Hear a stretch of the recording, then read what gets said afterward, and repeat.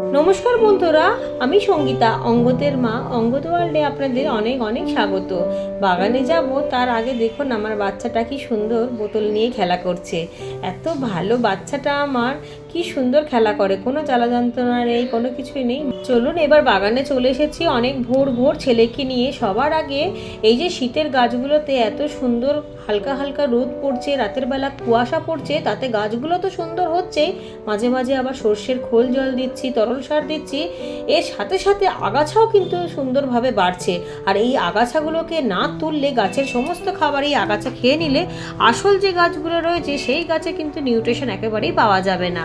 সকালবেলা সেই আগাছাগুলোই আমি এক ধার দিয়ে তোলা শুরু করেছি, আর এই পাশ দিয়ে কিছুটা লাল শাক আমি আর আমার ছেলে মিলে তুলে নিয়েছি। লাল শাক কিন্তু ছোট জায়গার মধ্যে খুব সুন্দরভাবে হচ্ছে। এই নিয়ে 4বার তুলেছি, আর যখনই তুলছি গোড়া থেকে কেটে কেটে নিচ্ছি। শেকড় সমেত তুললে তার হবে না, কিন্তু ডগা থেকে কেটে কেটে নিলে আবারও হবে। তবে শুধুমাত্র আজকে লাল শাক তুলবো না, আজকে কিন্তু পালং শাকও তুলবো। আর তোলার পর আজকে মাটিটাকে একটু শুকনো হতে দেবো। কালকে মাটিটা শুকিয়ে গেলে তারপর আমি এর মধ্যে সর্ষের খোল জল দেবো, তাহলে ভালোভাবে নিউট্রিশনটা পেয়ে যাবে। আজকে কিন্তু একটা কপিও তুলেছি বাগানে, এই নিয়ে 2টো কপি কিন্তু পাওয়া শুরুও করে দিয়েছি। আগস্টের 2য় সপ্তাহে আমি বীজ ফেলেছিলাম, সুন্দরভাবে চারাও তৈরি হয়েছে, এবং চারাগুলো যখন বেডে বসিয়েছিলাম লেগেও গিয়েছিল। কিন্তু এবছরে এত বৃষ্টি হলো, প্রচুর চারা কিন্তু আমার নষ্ট হয়ে গিয়েছে। সেই চারাগুলো যদি এখন বড় হতো তাহলে অনেকগুলো কপি কিন্তু এখন একসাথে আমি পেয়ে যেতাম। কি আর করব, এত বৃষ্টি, যে কটাকে বাঁচাতে পেরেছি সেইগুলোই এখন সমস্ত গাছে ফুল এসে গিয়েছে। যাই হোক, শীতের প্রথমেই সবজিটা তো পেয়েছি, প্রথম কপি পেয়ে ভীষণ খুশি হয়েছি। এটা নিয়ে আজকে 2য় কপি, বাকিগুলো কিন্তু সুন্দরভাবে বাড়ছে। আর তেমনই এই বৃষ্টির জন্য এইসব ছোট ছোট বেডের মধ্যে আমি পালং শাকের বেশি করে বীজ ছড়িয়ে দিয়েছিলাম। জানি এত ঘন ঘন দেওয়া উচিত না, ঘন ঘন দিলে শাকগুলো একেবারে ঠাসাঠাসি করে বড় হবে। তাই জন্যেই একেবারে চেপে চেপে হয়েছে, খুব একটা বেশি বাড়ছে না। যদিও বা এগুলো দেশি ভ্যারাইটির দানাগুলো খুব একটা গাছ বড় হয় না, স্বাদ ভালো হয়। আর হাইব্রিড পালং শাকের দানাগুলোতে গাছ বড় হয়, স্বাদ ততটা হয় না। এইগুলো থেকেও তুলে নিয়েছি, কিছুটা শেকড় সমেতও তুলে নিয়েছি যাতে জায়গাটা একটু খালি হয়। তাই অনেকগুলো শাক তোলার পর আজকে এটার মধ্যেও একটুখানি গোড়াটা শুকালে তবেই সর্ষের খোল জল দিয়ে দেবো। ছেলে তুলে নিচ্ছে। আসলে বৃষ্টির জন্য আমি এতটা দিয়েছি এই কারণে যে কিছুটা বীজ নষ্ট হয়ে গেল, চারা নষ্ট হয়ে গেলেও কিছুটা তো থাকবে, সেই কারণেই ঘন ঘন দিয়েছি। তবে এরপরে যেগুলো বসিয়েছি সেগুলো এত কিন্তু ঘন ঘন বীজ ছড়াইনি, সেগুলো অল্প অল্প ছড়িয়েছি। যত সবজিগুলোকে কাটা হবে, শাকগুলোকে কাটা হবে, ততই কিন্তু ব্রাঞ্চ বেড়ে ভরে যাবে। সুতরাং বেশি ঘন ঘন করে দেওয়ার দরকার নেই। শুধুমাত্র কিচেন কম্পোস্ট আর গোবর সারের মধ্যে বেড তৈরি করে ছোট ছোট বেডের মধ্যে দিয়ে দিয়েছি। এর মধ্যেই শাকের দানা ছড়িয়েছি। আর শাক গাছের মাটি সবসময় একটু ঝুরঝুরে হওয়া দরকার, তাহলেই এত সুন্দর শাক গাছ পাওয়া যাবে। আর বাগানের সম্পূর্ণ জৈবতে করা শাকসবজির স্বাদ কিন্তু বাজারের কেনা সবজির থেকে ভীষণই আলাদা, এটা আমি সব সময়তেই বলি। শীতের বাগান খুব সুন্দরভাবে সেজে উঠছে, আর এত সুন্দরভাবে প্রতিটা গাছের গ্রো হচ্ছে, দেখেও মনটা ভালো হয়ে যায়। তবে সবই কিন্তু তরল সারের জন্যই, বেশিরভাগটাই আমি সবজি পচা তরল সার দিই। অনেকে তরল সারে একটু ঘেন্না লাগে, গন্ধ লাগে, তারা সর্ষের খোল জলও ভিজিয়ে দিতে পারেন।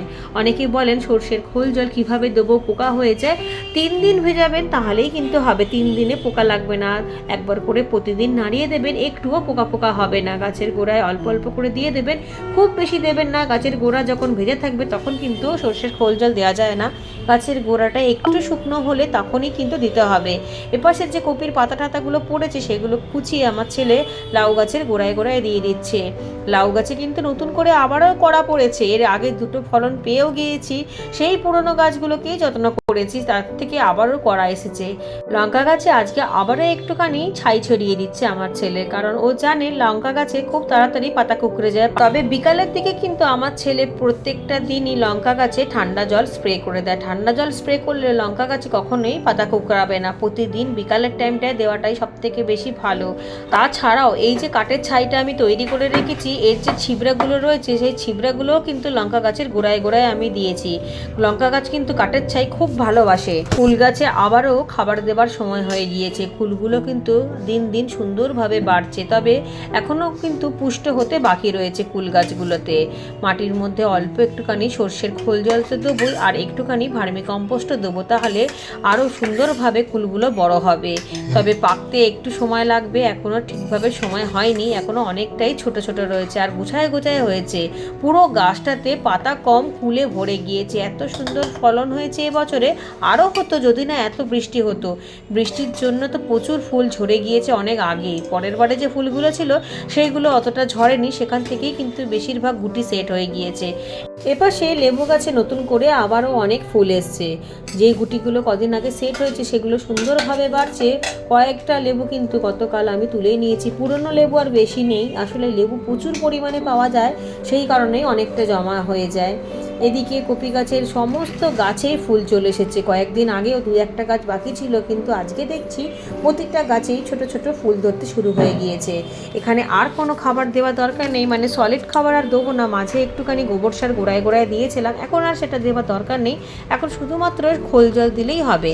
আর যেহেতু ফুল আসা শুরুই হয়ে গিয়েছে, তাই জন্য 15 দিন পর পর নয়, 1 মাস পর পর খোল জল দিলেই ভালো। আর কপির সাইজও কিন্তু খুব ভালো, এত সুন্দর কপির সাইজগুলো। তবে এখানে 2 রকমের দানা রয়েছে, একটা হচ্ছে একটুখানি ফাঁকা ফাঁকা কপি হবে, আর একটা ঠাসা।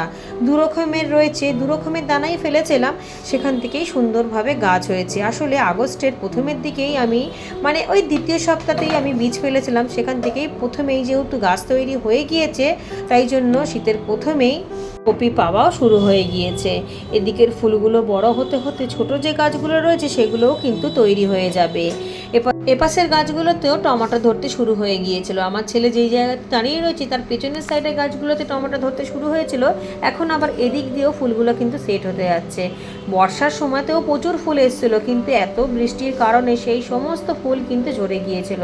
এখন আর সেই সমস্যাটা নেই, এখন রাতের বেলা ভালোই কুয়াশা পড়ছে, এবং দিনের বেলা যে হালকা হালকা তাপটা থাকে তাতেই কিন্তু শীতের সবজি দারুণ হচ্ছে, সাথে টমেটো তো বটে। আর এই চেরি টমেটো কিন্তু আমাদের দারুণ ভালো লাগে, একটু মিষ্টি মিষ্টি মতো হয়, স্যালাডের সাথে বা তরকারিতেও কিন্তু ভালো লাগে, তবে তরকারিতে একটু বেশি মিষ্টি হয়ে যায়, স্যালাডের সাথে কিন্তু দারুণ লাগে।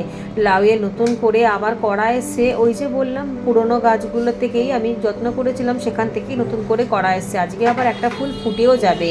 প্রতিটা দিন বাগানে এসে মা বেটা মিলে সমস্ত বাগানের গাছগুলোকে একবার দেখিনি, যদি কোথাও কোনো পোকা লেগে থাকে বা মিলিবাগ বা কোনো ফাঙ্গাস, তাহলে সেই গাছটাকে তাড়াতাড়ি করে আমরা ঠিক করার চেষ্টা করি, যাতে ওই পোকাগুলো বাগানে অন্যান্য জায়গাতে ছড়িয়ে না যায়। একবার বাগানে যদি পোকা লেগে যায় সমস্ত গাছপালা নষ্ট করে দেবে, ফলন তো একেবারেই কমে যাবে, সাথে গাছগুলো নষ্ট হয়ে যাবে।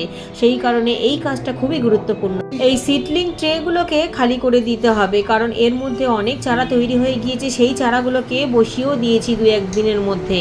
এবার এই মাটিগুলোকে একটুখানি শুকনো করে নিয়ে আবারও নতুন করে এর মধ্যে ভরাট করে দিয়ে, যদি কোনো বীজ ফেলার থাকে তাহলে এর মধ্যেই বীজ ফেলবো।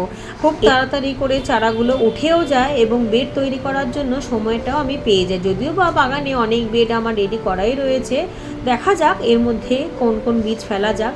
এগুলোকে তো আগে একটু রোদ খাইয়ে নেবো। এর মধ্যে বেশিরভাগটাই কোকোপিট আর ভার্মি কম্পোস্ট মিশিয়ে আমি বসিয়েছি। কোকোপিটের পরিমাণটা বেশি এবং ভার্মি কম্পোস্টের পরিমাণটা কম।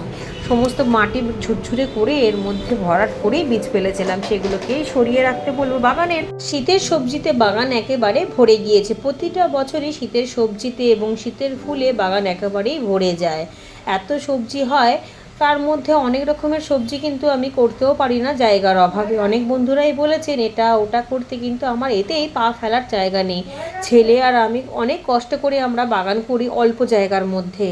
নানান রকমের জিনিস করতে আমাদেরও ভালো লাগে, কিন্তু জায়গার জন্য ওই যে বললাম করতে পারি না। তবে যেটুকুনি করতে পারি তার মধ্যেই কিন্তু সন্তুষ্ট রয়েছি। যেরকম এই এক টুকরো ছাদই হয়তো অনেক মানুষের থাকে না, বা থাকলেও তারা ঠিকভাবে কাজে লাগাতে পারে না।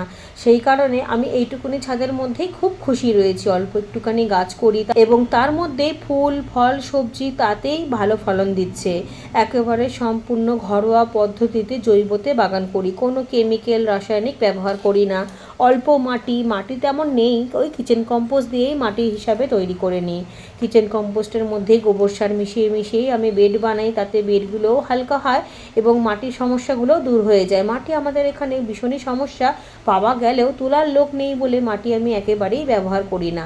তার বদলে কাঠের গুঁড়ো বা কোকোপিট এইসব দিয়ে বেড তৈরি করি, এতে ছাদে খুব একটা লোডও পড়ে না এবং গ্রো ব্যাগগুলো এপাশ ওপাশ করাতেও খুব সুবিধা হয়ে যায়, ভীষণ হালকা হয়।